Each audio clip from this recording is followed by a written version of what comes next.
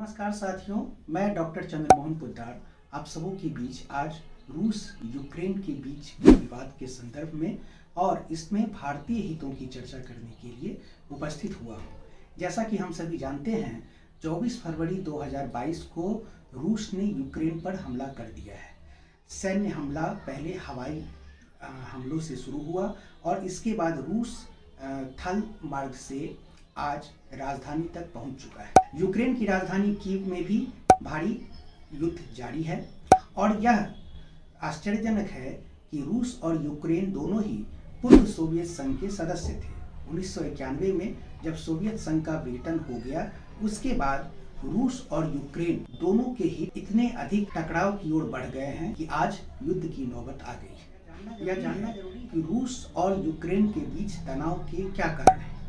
इनमें हम जैसा देखते हैं कि अमेरिका, यूरोपीय यूनियन, नाटो की भूमिका अहम हो गई है। रूस यह मानता है कि यूक्रेन पूर्व सोवियत संघ का अंग है, इसलिए वह रूस के पक्ष में रही, जबकि यूक्रेन के नेता जेलेंस्की, जिनका निर्वाचन 2019 में हुआ था, उनके बाद से यूक्रेन का झुकाव अमेरिका और नाटो की ओर अधिक है। नाटो वह संगठन है जो सामूहिक सुरक्षा के मुद्दे पर काम करता है। इसका गठन 1949 ईस्वी में हुआ था। नाटो का फुल फॉर्म होता है नॉर्थ अटलांटिक ट्रीटी ऑर्गेनाइजेशन, मतलब उत्तर अटलांटिक संधि संगठन। इस संगठन में अभी 32 सदस्य देश हैं।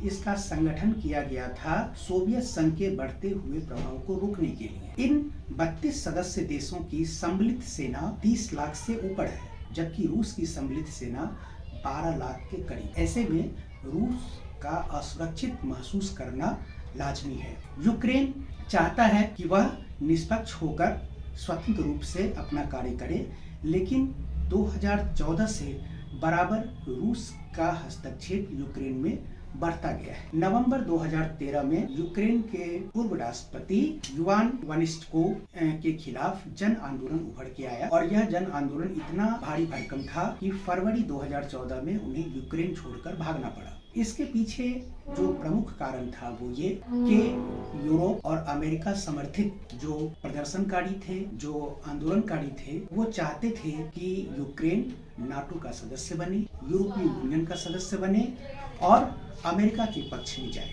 जबकि पूर्व राष्ट्रपति वनिस्टकोव चाहते थे कि वह रूस के साथ रहे। आपको जानकारी होगी कि वर्ष 2008 में ही यह सर्वेक्षण कराया जा रहा था कि क्या यूक्रेन नाटो का सदस्य बने। जब 2010 में विक्टर यानुकोव राष्ट्रपति बने तो उन्होंने इस सर्वेक्षण को बंद करा दिया और इस प्रक्रिया को आगे बढ़ने नहीं दिया। इसके बाद से यूक्रेन और रूस के बीच निरंतर विवाद बढ़ते चले गए। 2014 में ही रूस ने क्रीमिया पर कब्जा कर लिया और इसके बाद उसके 2 और प्रांत डोनेस्क और लुहांस्क में उसने सैन्य अभियान किया और उसके कुछ हिस्सों पर कब्जा कर लिया। 2014 के बाद से निरंतर विवाद बढ़ते रहे हैं। 2014 में जो सर्वेक्षण कराया गया था उसमें यूक्रेन के 28% जनता का मानना था कि यूक्रेन को नाटो का सदस्य बनना चाहिए, जबकि जनवरी 2022 में जो सर्वेक्षण कराया गया उसमें 64% लोगों का मानना है कि यूक्रेन को नाटो का सदस्य बनना चाहिए। ऐसे में रूस के लिए नाराजगी होना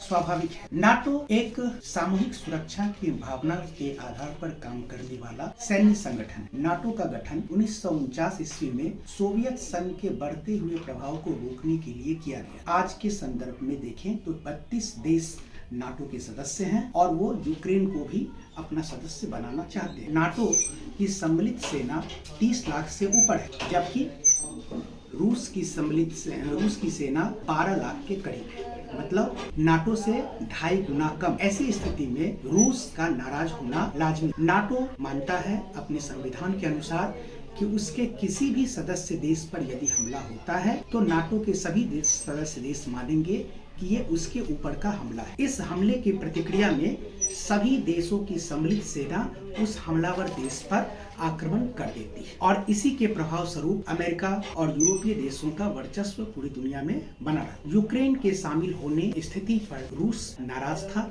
और वह चाहता है अभी भी कि यूक्रेन नाटो में शामिल ना हो।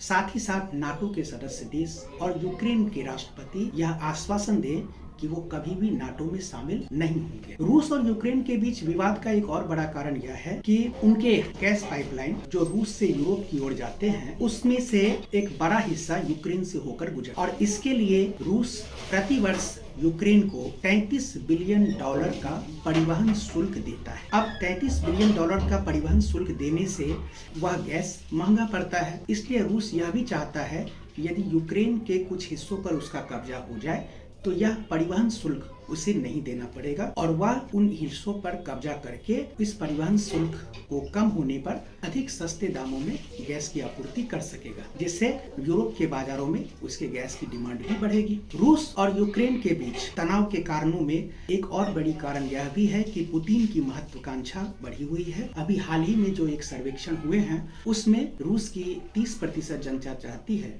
कि यूक्रेन रूस का अंग बन जाए, अर्थात फिर से पूर्व सोवियत संघ का जो गौरव था उस संदर्भ में रूस और यूक्रेन पुनः मिल जाए और यूक्रेन पर रूस का कब्जा हो जाए। पुतिन 2000 में जब रूस के राष्ट्रपति बने तो सोवियत संघ के विघटन के बाद एक जर्जर रूस को उन्होंने विकसित रूस में परिवर्तित किया है। 1991 में रूस और यूक्रेन दोनों ही की अर्थव्यवस्था जर्जर थी, जिसे अमेरिका और यूरोपीय देशों ने संभाला था। लेकिन धीरे धीरे जब विकास बढ़ता जाता है तो महत्वाकांक्षाएं भी बढ़ती जाती है। रूस की भी महत्वाकांक्षा बढ़ती गई है और यूक्रेन भी अपने को अधिक शक्तिशाली समझता है और वह आत्मसमर्पण रूस के इच्छाओं के अनुरूप नहीं करना चाहता है। ऐसी स्थिति में भारतीय संदर्भ के बारे में हम चर्चा करें तो भारत का रूस हमेशा से मित्र रहा है। शीत युद्ध के दौरान भी और शीत युद्ध के पश्चात भी रूस ने भारत का हमेशा साथ दिया है। सुरक्षा परिषद में यूरोपीय देशों ने या अमेरिका ने जब भी भारत के खिलाफ कोई भी प्रस्ताव लाया है तो रूस ने ही वीटो करके उस प्रस्ताव को खारिज किया है। चाहे पोखरण परमाणु परीक्षण का मुद्दा रहा हो, आतंकवाद का मुद्दा रहा हो, कश्मीर का मुद्दा रहा हो या पाकिस्तान के साथ सीमा विवाद का मुद्दा हो, रूस ने हमेशा भारत का साथ दिया। इससे यह पता चलता है कि रूस और भारत के संबंध कितने प्रगाढ़ हैं। आपको एक और तथ्य बताऊं कि अभी रूस के साथ जो यूक्रेन का युद्ध चल रहा है, इस मुद्दे पर भारत के किसी भी राजनीतिक दल के किसी भी नेता ने रूस के खिलाफ एक भी शब्द नहीं कहा है। संयुक्त राष्ट्र संघ की महासभा की आपात बैठक 1997 के बाद 3 मार्च 2022 को बुलाई गई। 25 वर्षों के बाद जो यह आपात बैठक हुई है, इसमें भी भारत ने वोटिंग से खुद को अलग कर लिया है। सुरक्षा परिषद के प्रस्ताव के खिलाफ भी रूस के खिलाफ भारत ने वोटिंग नहीं किया और उसने खुद से अलग रखा है। वोटिंग से भारत अलग रहा, इसके पीछे यही कारण है कि हम रूस के साथ अपने संबंधों में तनाव नहीं चाहते।